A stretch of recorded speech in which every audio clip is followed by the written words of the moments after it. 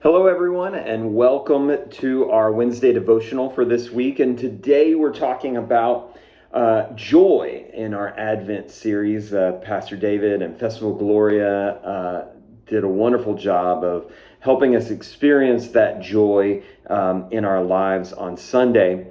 And now I wanted to kind of break down for you a little bit what joy looks like in the Bible.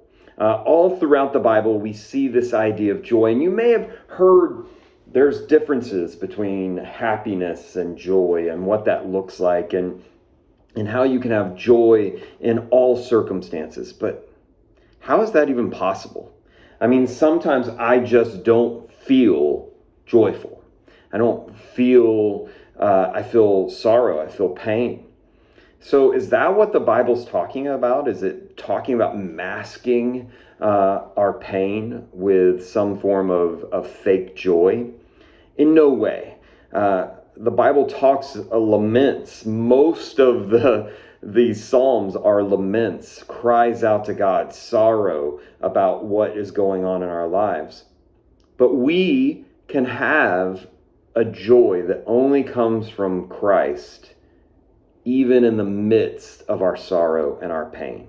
So what does that look like? Well, in the Old Testament, the Israelites waited. They chose joy to anticipate their future redemption.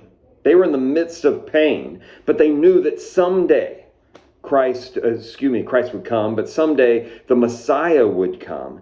Someday they would be saved. And they put their hope and their joy in that anticipation.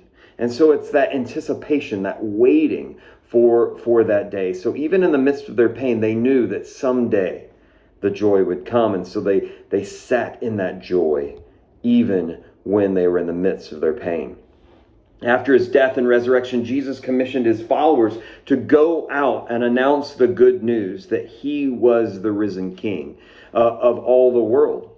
And as they did so, the early Christian communities were known for being full of joy, even when they were being persecuted, because they had the anticipation of they have been saved, they are being saved, and they will be saved. That's where our joy comes from.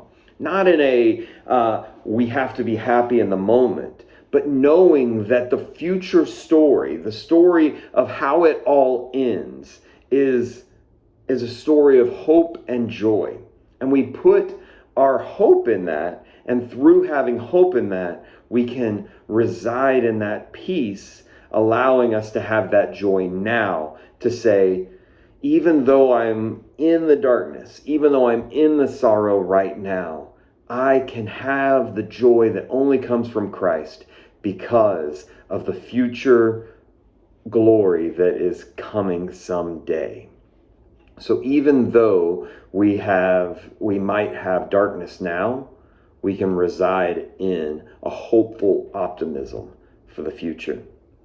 So when we believe that Jesus' love has overcome death itself, joy becomes reasonable even in our darkest of circumstances.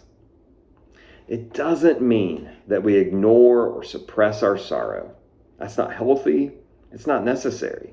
Like I talked about, laments are a part of our lives. In fact, I invite you to be a part of, if you're feeling down this holiday season, if you're struggling this holiday season, or even if you want to just have another opportunity to worship in the midst of the darkness, I invite you to our Finding Hope service at 7 p.m. in the courtyard. It is a beautiful, wonderful service, no matter where you're at in your life right now. I think it would be a very powerful service for you to attend. It's this Sunday, 7 o'clock in the evening in the courtyard. It is just an absolutely wonderful service, one of my favorite of the year, I believe. So I encourage you to be a part of that.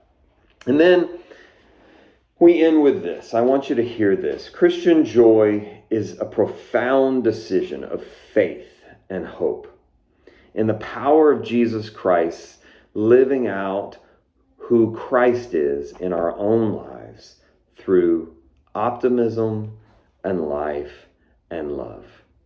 So I hope you hear that and help that to be a part of who you are this holiday season. Thank you so much, and God bless you.